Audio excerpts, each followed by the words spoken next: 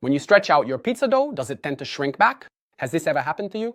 Let's take a look at how to solve this problem. Reason number one, it could be related to hydration, meaning how much water you add to your dough. It's possible that you're adding too little water in relation to the amount of flour. The second cause, which is also quite common, is the resting time. Sometimes you might make a well-prepared dough, kneaded properly with the right proportions, but then you don't give it enough resting time before stretching it out. Pay close attention to the proofing time, meaning the period when your dough is resting in the form of a ball, and make sure it's long enough for the dough to start relaxing. In fact, most problems with excessive toughness that cause your dough disc to shrink are caused precisely by this.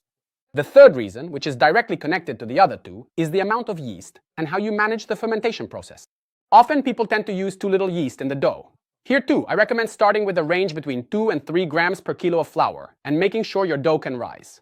That is, don't put it straight into the fridge. Wait for it to develop a bit of volume, then make the dough balls and put them in the fridge. In this way, you should be able to eliminate the problem. The last case we'll look at in this video could be the flour. Maybe for the process you've chosen, you're using a flour that's too strong, meaning it has too much protein or in general a higher W value. In these cases, try lowering it a bit. For making pizza at home, go for flours with a W of 280, 300 or 320. For a beginner, that's more than enough to start with. Of course, remember that these are some of the main causes, but not all of them. There could be many other variables to take into consideration. Anyway, I hope this mini guide can be useful to you and follow me to learn more.